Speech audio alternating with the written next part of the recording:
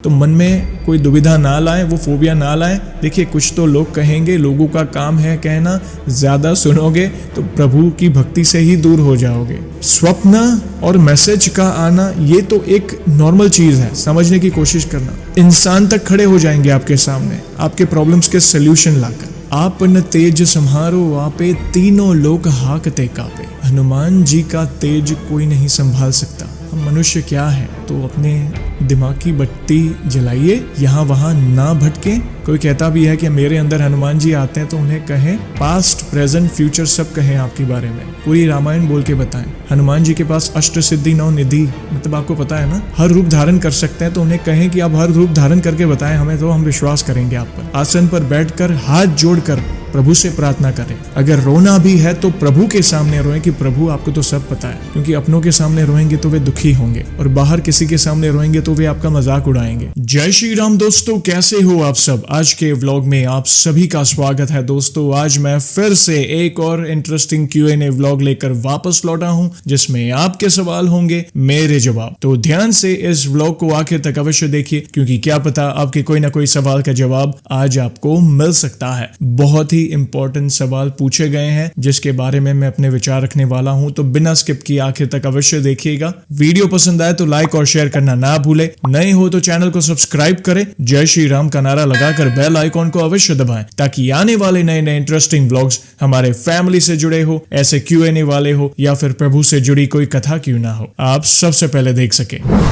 दोस्तों, वीडियो में आगे बढ़ने से पहले हम जानेंगे पिछले व्लॉग में पूछे गए सवाल का सही उत्तर। और सवाल था, हमारे प्रिय हनुमान जी को अष्ट सिद्धि नव निधि के दाता होने का वरदान किन्होंने दिया था। बहुत सारे जवाब आए हैं, ज्यादा डिफिकल्ट नहीं था। जो भक्त हनुमान चालीसा का नित्य पाठ करते हैं ना, उन्हें पता है इस सवाल का जवाब। अष्ट सिद्धि नव निधि के दाता असवर दीन जानकी माता। सही उत्तर है माता जानकी, माता सीता। तो आइए शाउट आउट करते हैं 3 भक्तों के नामों का। पहला नाम है हेमांगी कड़ू, जो कि दहानू महाराष्ट्र से बिलोंग करती हैं। हेमांगी जी, धन्यवाद सही उत्तर देने के लिए, जय श्री राम आपको। दूसरा नाम है ऋतिक मनकोटिया जी, जो कि हिमाचल प्रदेश से बिलोंग करते हैं। धन्यवाद ऋतिक जी, सही उत्तर देने के लिए, जय श्री राम आपको। और तीसरा नाम है दीपिका सिंह जी, जो कि पंजाब से बिलोंग करती है। दीपिका जी, धन्यवाद सही उत्तर देने के लिए, जय श्री राम आपको। और आज का सवाल है, हमारे प्रिय हनुमान जी माता सीता को लंका में सबसे पहले किस जगह पर मिले थे। सही उत्तर कमेंट में अवश्य दीजिए, सही उत्तर के साथ अपना पूरा नाम और आप कहां से बिलोंग करते हैं, यानी किस गांव के शहर से बिलोंग करते हैं, वो भी मेंशन करिए। सबसे पहला सवाल बहुत बहुत बहुत इंपॉर्टेंट सवाल है। एक महिला भक्त द्वारा ये सवाल मुझे पूछा गया कि जयेश भैया, हनुमान जी के कितने फोटोज या कितने स्वरूप हम घर में रख सकते हैं। क्योंकि किसी ने कहा कि मात्र एक ही स्वरूप रख सकते हैं या एक ही फोटो रख सकते हैं। अगर ज्यादा फोटोज रखेंगे या ज्यादा स्वरूप रखेंगे तो अनर्थ हो जाएगा। प्लीज आप अपने विचार बताएं। देखिए, अगर आप मेरे विचार पूछ रहे हैं तो वे हमारे प्रभु हैं। मैं एक फोटो रखूं या 10 फोटो रखूं, भला हमारी प्रभु की भक्ति करने से किसी का अनर्थ कैसे हो सकता है। आप बस एक ही चीज का ध्यान देना है, आप 1 आध 2 रखें या 10 रखें, कोई दिक्कत नहीं है। वे हमारे प्रभु हैं। आप चलते फिरते आप उनके दर्शन करें, आपका दिन अच्छा जाएगा। बस एक ही चीज का ध्यान देना है, पवित्रता यानी स्वच्छता का ध्यान देना है। ऐसा ना हो कि घर में अलग अलग स्वरूपों के आपने फोटोज रख दिए हैं और आप साफ सफाई ना रख रहे हो,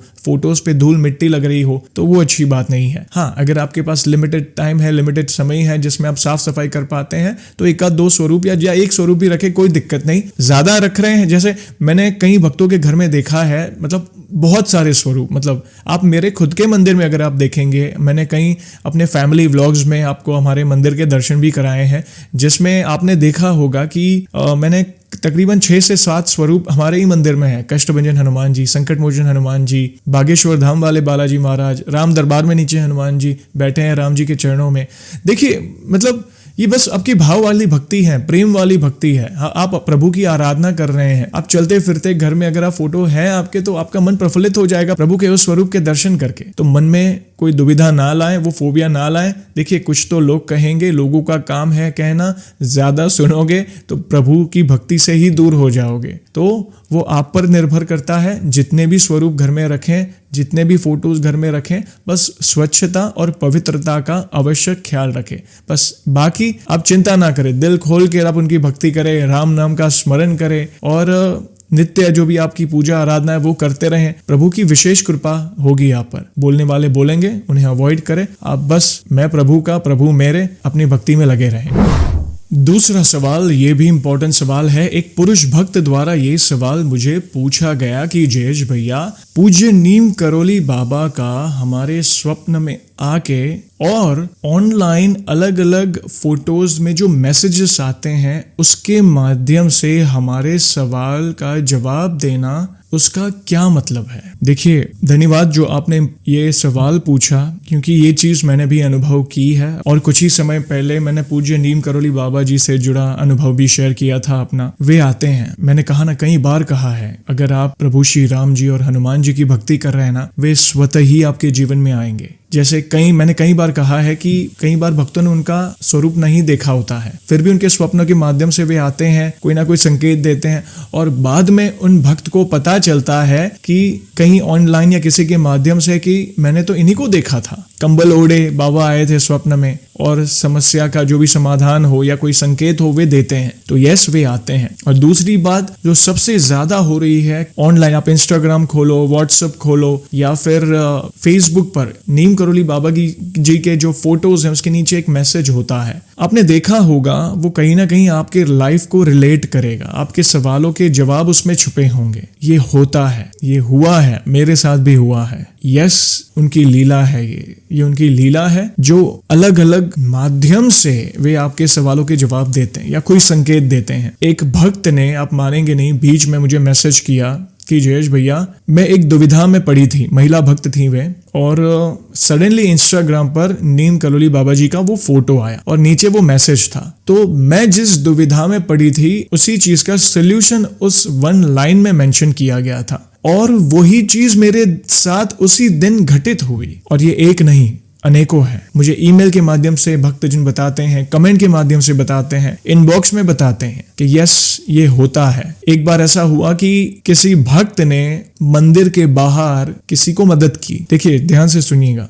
और उसी से रिलेटेड एक फोटो आया नीम करोली बाबा जी का, जिसके नीचे एक मैसेज लिखा था जो उसी सिचुएशन को मेंशन कर रहा था, उसी सिचुएशन का वर्णन कर रहा था। देखिए बहुत सारी चीजें हैं, अगर आप पूज्य नीम करोली बाबा जी के बारे में पढ़ेंगे ना, ठीक है, उनके जो मिरेकल है, चमत्कार है, वो तो ठीक है, बाकी आप उनके जीवन चरित्र, जब तक वे शरीर रूप से इस पृथ्वी पर थे, पूरे जीवन चरित्र के से रिलेटेड कई बुक्स है, कई लेखकों ने उसके बारे में लिखा है, तो आप अवश्य पढ़े। कई भक्तजन ऐसे थे जो उनके साथ रहे हैं, उनके द्वारा पब्लिश की गई बुक्स को आप पढ़ें, आपके सवालों के जवाब मिल जाएंगे। कल्पना से परे हैं, कल्पना से परे, मतलब आपने सोचा ना होगा वैसी सिचुएशन आपके सामने वे खड़ी कर देंगे, आपके सारे डाउट्स क्लियर हो जाएंगे। स्वप्न और मैसेज का आना ये तो एक नॉर्मल चीज है, समझने की कोशिश करना। इंसान तक खड़े हो जाएंगे आपके सामने, आपके प्रॉब्लम्स के सोल्यूशन लाकर। बहुत इंपॉर्टेंट बात कह रहा हूं, कई भक्तजन से सुना है मैंने और मैंने खुद ने ये अनुभव किया है, तब जाके इतना कॉन्फिडेंस से मैं बोल पा रहा हूं। तो यस, ये जो मैसेजेस आते हैं या स्वप्न के माध्यम से जो संकेत मिलते हैं, ये 100% सत्य है। कोई इंसिडेंट एक बार होता है या 2 बार होता है, हर बार नहीं होता। तो जितना हो सके राम नाम का स्मरण करते रहें, हनुमान चालीसा का पाठ करते रहें। देखना राम जी और हनुमान जी की कृपा के साथ पूज्य नीम करोली बाबा की भी विशेष कृपा होगी आप पर। तीसरा सवाल, यह भी इंपॉर्टेंट सवाल है। एक पुरुष भक्त द्वारा यह सवाल मुझे पूछा गया कि जयेश भैया, मैं अपने जीवन में बहुत परेशान हूँ और किसी ने कहा कि आप इस जगह जाइए, वहां पे एक भक्त है जिसके अंदर हनुमान जी खुद आते हैं और वे लोगों के प्रॉब्लम सॉल्व करते हैं। तो मैं वहां पर गया और मैंने सब देखा। उन्होंने कुछ पैसे भी मांगे और बोला कि जा, तेरी प्रॉब्लम सॉल्व हो जाएगी। इसके बारे में आपके विचार बताएं। देखिए, मैं एक बात कहूं आपसे, एक लाइन में आपके सवाल का जवाब मिल जाएगा। आप न तेज संहारो वापे, तीनों लोक हाकते कापे। हनुमान जी का तेज कोई नहीं संभाल सकता। हम मनुष्य क्या है, तो अपने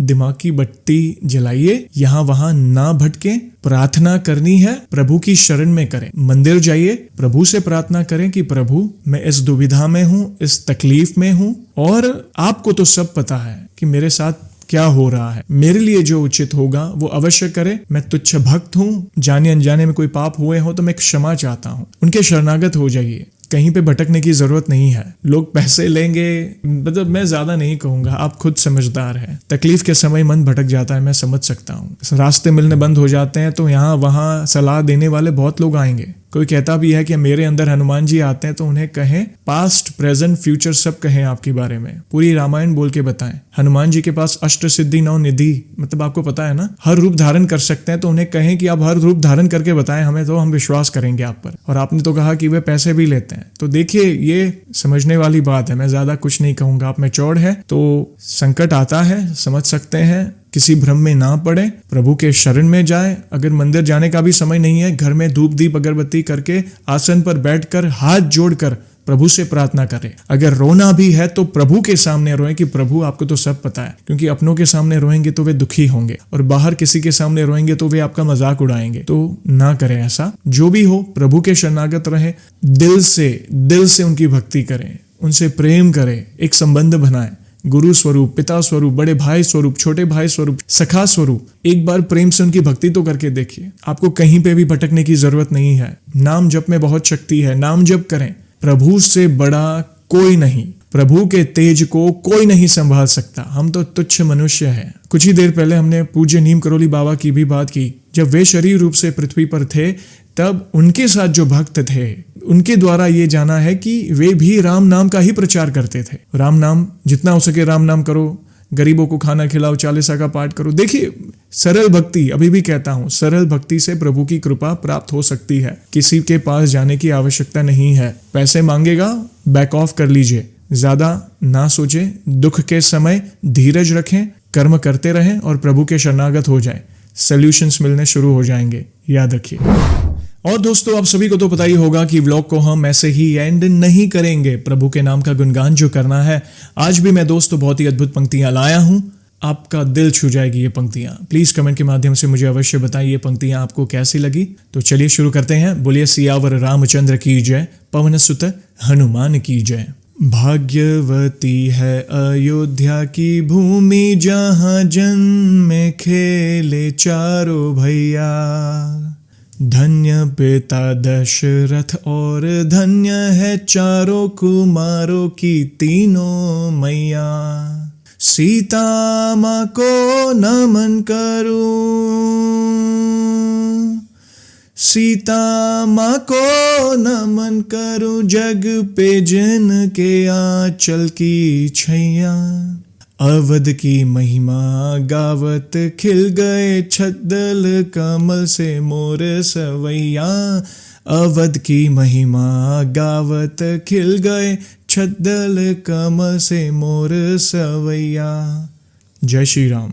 रोम रोम पुलकित हो गया, राममय हो गया। दोस्तों कैसी लगी ये पंक्तियां मुझे अवश्य कमेंट के माध्यम से बताएगा। वीडियो पसंद आई हो तो लाइक और शेयर करना ना भूलें। नए हो तो चैनल को सब्सक्राइब करें। जय श्री राम का नारा लगाकर बेल आइकॉन को अवश्य दबाएं, ताकि आने वाले नए नए इंटरेस्टिंग व्लॉग हमारे फैमिली से जुड़े हो, ऐसे Q&A वाले हो, या फिर प्रभु से जुड़ी कोई कथा क्यों ना हो, आप सबसे पहले देख सके। और जल्दी लौटूंगा मैं एक और इंटरेस्टिंग व्लॉग के साथ। तब तक जय श्री राम, जय हनुमान।